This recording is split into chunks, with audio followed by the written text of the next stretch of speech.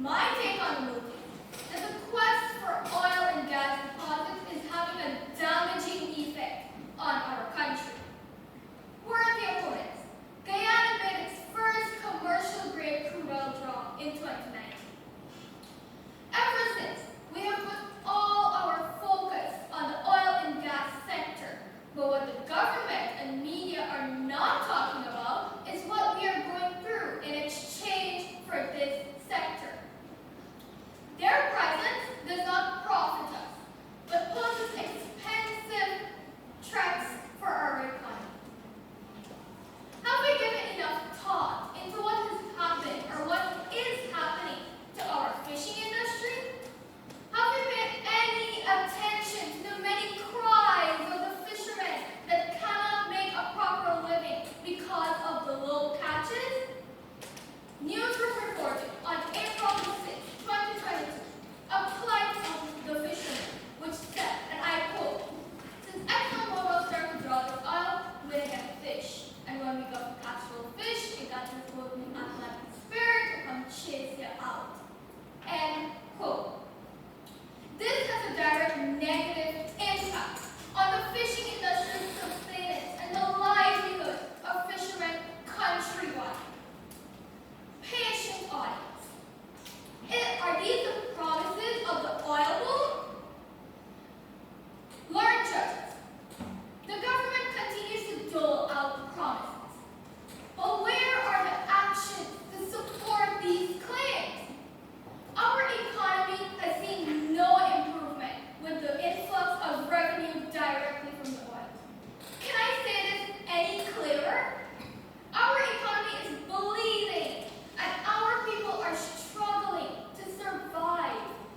And our only comfort is the promise of the meager 2%. This is a nation in dire need of economic ease after the brunt of the pandemic. We are not satisfied with that, and we cannot let this go so easily. Because Guyana is a resource-rich country, we are extremely vulnerable to what is known as the resource curse or the paradox of plenty, where a country abundant in resources fails to allow its people to fully benefit from its resource wealth. We have examples all around us of victims to this curse.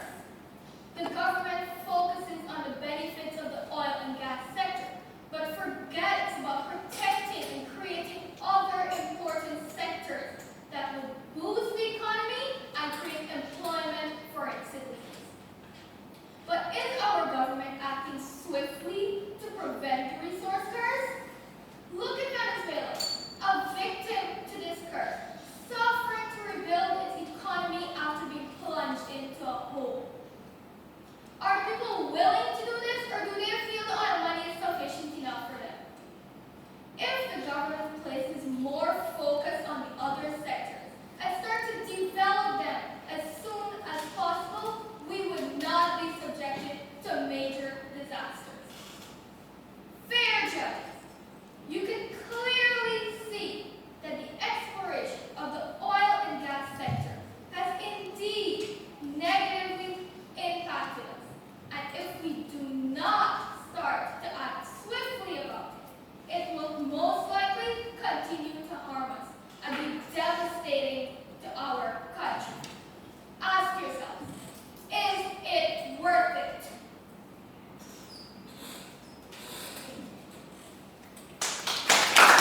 It's in a dark cave, and there are two options available. One, listen to the unproven opinion of one of your friends which states that there may be snakes in that cave. Or two, take a torchlight and at the very least, try to determine what is in said cave. While option one may sound crazy, this is exactly what the proposition is trying to urge us on today. Judges, moderator, audience, and proposition. It is against this background that we, the opposition, emphatically denounce the move which states, and I quote, "The exploration of the oil and gas sector has negatively impacted the country." End of quote. We have identified and defined the key terms used in the Webster's English Dictionary.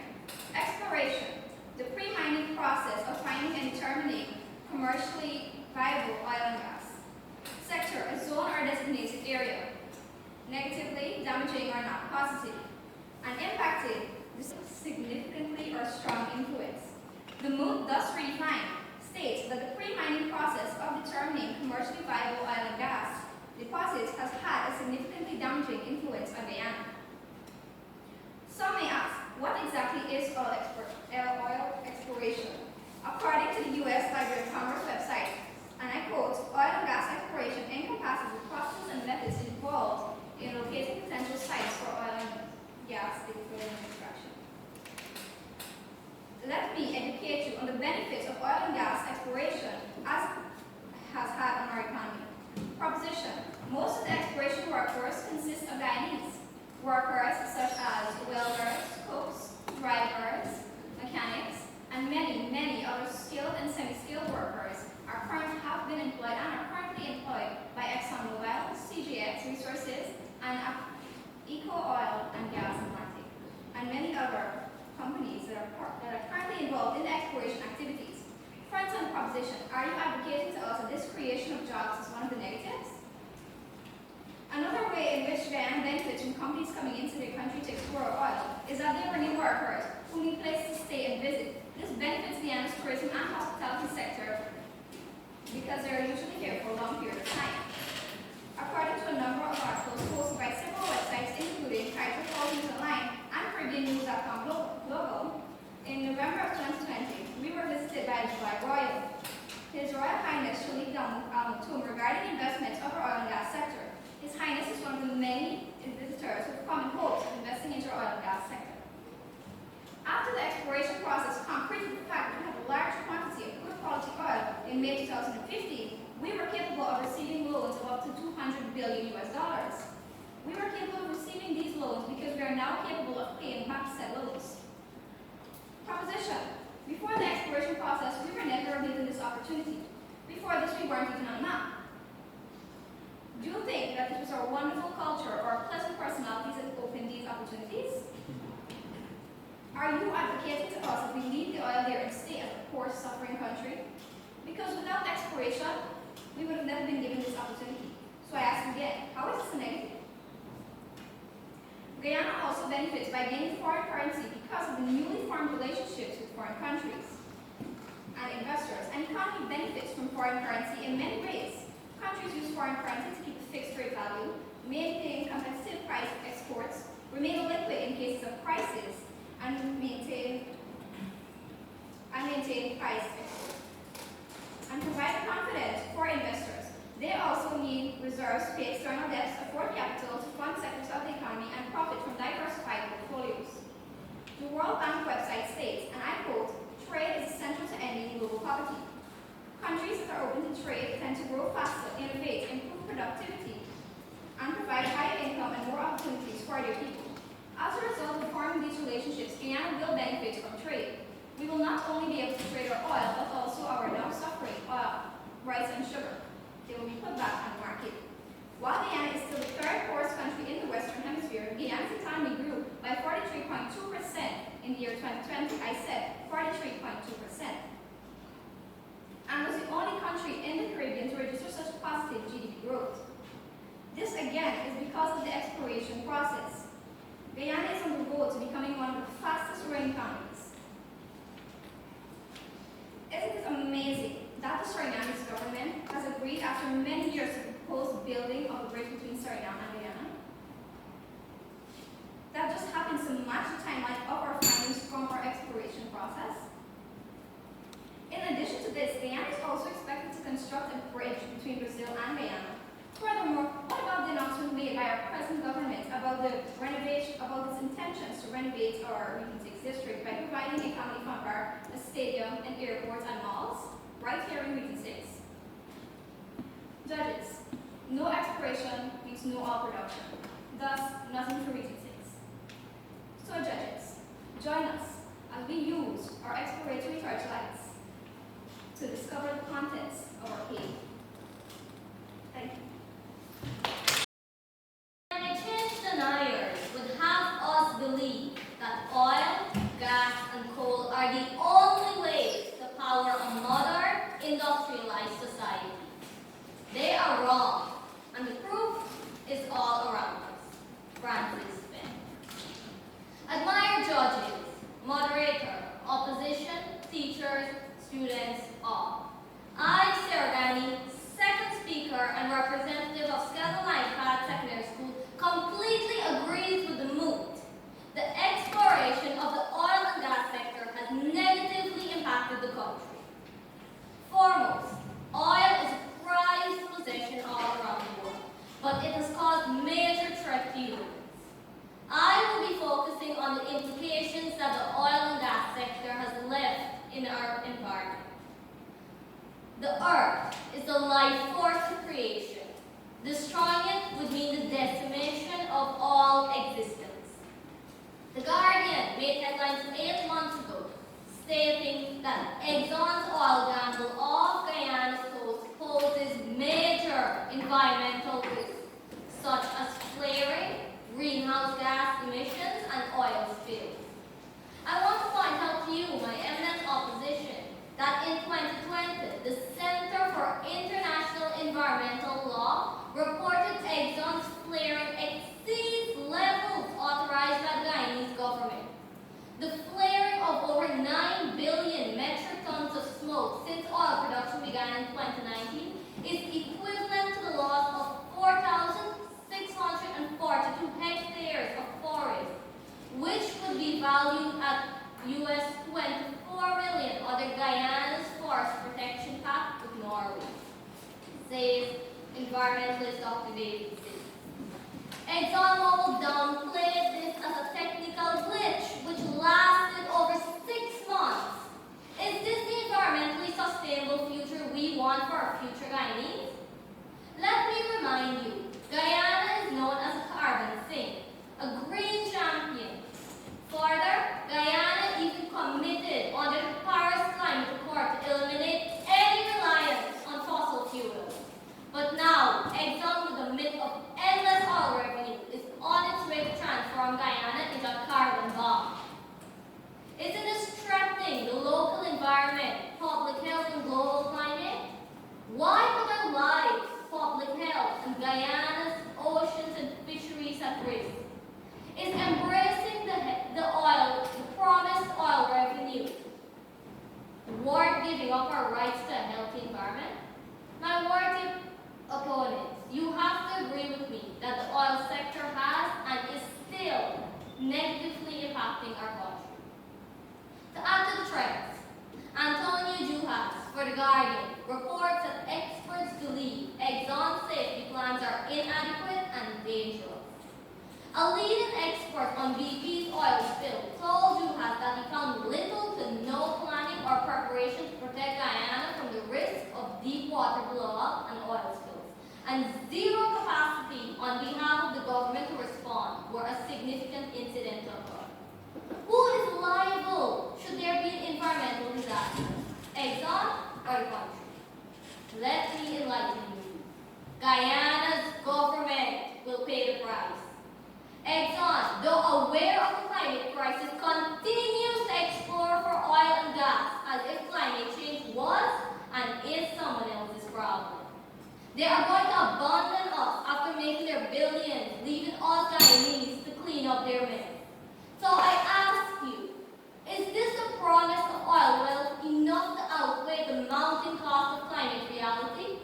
Will oil revenue restore Guyana when every drop of its oil has been extracted and we are left with accelerated climate change and environmental damage? Is it fair for an oil industry to continue to ignore the code red alarm for humanity?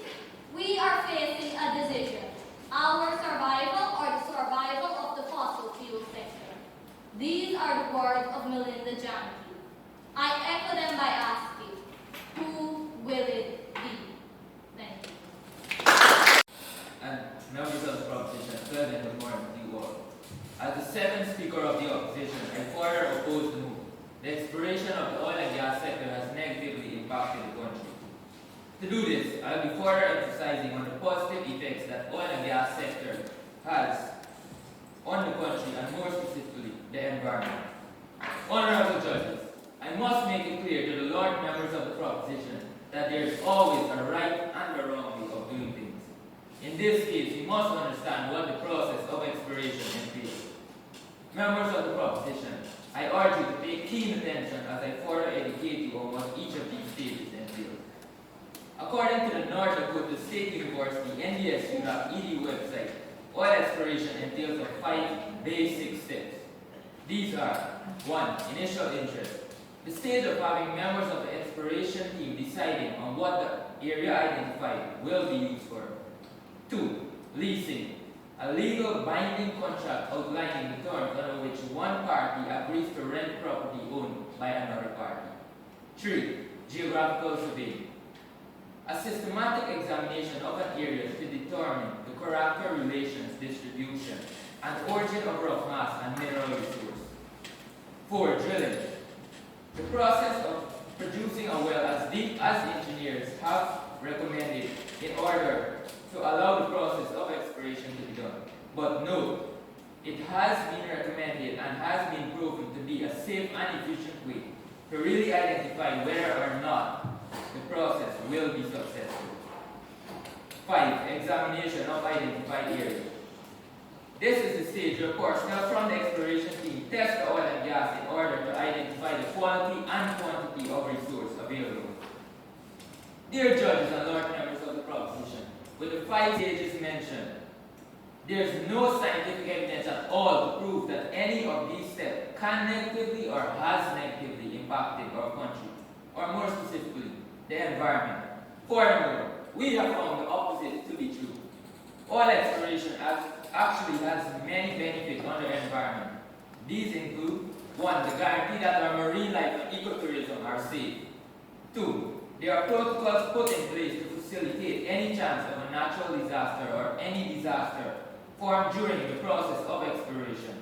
3. There is scientific evidence to prove that the process of exploration is safe and efficient to the environment. Diligent judges and Lord members of the proposition, we can be guaranteed that our marine life and ecosystem are safe. According to Saudi Aramco Oil Exploration Team, there are protocols put in place to ensure all marine life and ecotourism are not harmed. If the need arises, the exploration team ensures that marine life are transported or relocated, and ecotourism contents are secured or replanted in different locations. When it comes to natural disaster, according to Shell Exploration and Production Organization, there's only a 3% chance that natural disaster like an earthquake may occur or can occur. And even then, the systems are so comprehensive and robust that it is almost guaranteed that an oil spill can be prevented. But if by some miracle our opposing friends are praying for and a natural disaster does happen and all else fail and there is an oil spill, the team has a technological engineer who secures the well and ensures that the spill does not reach an uncontrollable standard. And an earthquake is the only natural disaster that can affect our offshore exploration. Gas cooperation, more than 8 billion oil exploration have been done to date. And of this, the vast majority, approximately 95% of the exploration, no negative effects has been proven to show on the environment. And the last incident was a decade ago. However, due to the increase in technology, we are able to do things in a better and safer manner.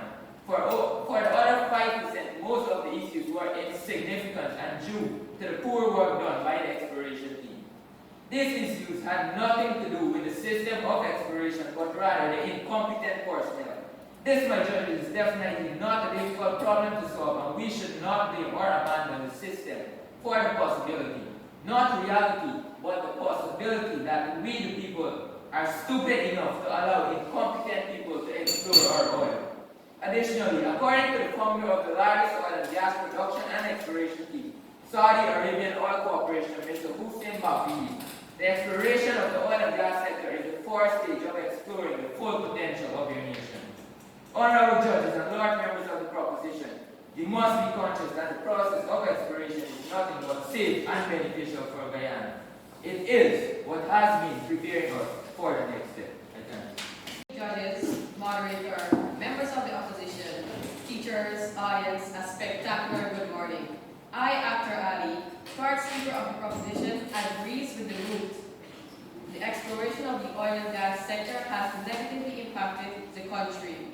I stand resolute and confident that the oil and gas sector has a negative impact on our socio-political climate in Guyana. Competent judges, Chris Ram, a lawyer, agonizes that the oil industry could cause Guyana to slip backwards since it shares many traits with today's Venezuela. What was feared the most came true. The oil sector in Guyana has created political tensions between politicians and even our people. Recently, the 2020 elections was a public sensation with international intervention where Guyana's political dispute dragged on for 5 months following its March 2nd election. This took a toll on the Guyanese, a direct result from the potential wealth to be garnered from the oil and gas sector. Whichever party holds the majority gets to use the oil income to dictate the nation's future in ways that would create a strong divide and radicalization of the two coalitions. Intelligent audience, let's not forget the racial aggravation and rioting experienced by our people. I ask, is this a positive impact of oil and gas? During lively audience, let's look at the contract that was signed with Exxon. Guyanese people received a mere 2%. In addition, instead, they had their own. I ask, is this a positive impact of oil and gas? Lively audience, let's look at the contract that was signed with Exxon. Guyanese people received the short end of the stick, a mere 2%. I want you to ponder in it. Why was that so? Let me answer. It is a direct failure of our government to produce and to conduct a proper consultation to assess the terms and conditions of the contract for the benefits of the citizens of this country. Instead, they had their own political agenda and interests, not the needs of the citizens. In addition, they did not leave room to renegotiate this contract. Righteous judges, let's talk about the exploitation of the local workforce. In January 2022, GAU brought to the public's attention the unjust circumstances of Guyanese. Our local workers were deprived of their overtime payment, which is required by law. They were even denied the right to be represented by a union. Isn't this reflecting the government's failure to safeguard its people? Brace yourselves, this is just the tip of the iceberg. Through the Trinidad Trade Union, we learned that Guyanese workers receive 10 times less pay than their foreign counterparts. Besides, why are foreign nationals first recruited as drivers, cooks, mechanics, and cleaners? Aren't Guyanese this much skilled? Apart from taking the jobs of the locals, foreigners are receiving conditions of employment far superior to our people, such as housing and other perks. This is patently discriminatory and is outright disrespectful to the citizens of this country. Attentive audience, isn't this adding fuel to the fire? Extortion is escalating. Brain drain is on the rise. Isn't this affecting our children? We are experiencing further moral decline. We have more delinquents because parents are seeking survival outside of Guyana. Is this the improved standard of living that we are brainwashed with? Are we given a fair chance to earn an honest wage? Are the politicians already blinded by the oil sector? Already, contracts and deals are less transparent and corruption is on the rise. My dear opposition, you will agree with me that the oil sector has negatively impacted the country. I rest my case. Eloquent judges, members of the proposition, astute moderator, audience, a humble good morning to you all. As a third speaker of the opposition, and furthermore, cause the move, the exploration of the oil and gas sector has negatively impacted the country. The proposition wants us to believe that oil exploration is a terrible thing, that we should leave it alone. But what do the trade-offs of the propositions that we give us? Most issues associated with oil exploration are non-concrete. In actuality, the problem lies with the production process and not exploration. The booming Guyana's oil industry is creating a unique opportunity for Guyana's economic development due to the size of the economy and the population. The impact of increased oil exploration of the oil and gas sector in the coming years will place Guyana as one of the most fastest growing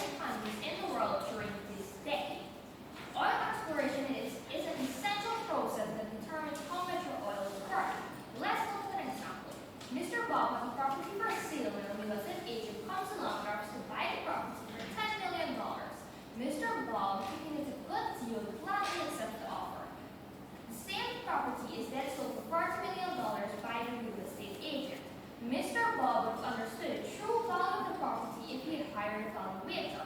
This applies to the oil and gas industry.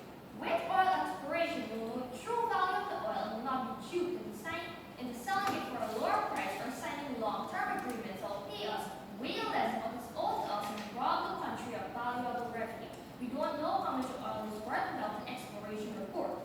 According to the American Energy Agency, in an article dated July 20, 2021, and I quote, exploring and drilling for oil may disturb land and marine ecosystems, end of quote. The Merriam-Webster Dictionary states, and I quote, the term may is defined as having the ability to be able to do something, end of quote.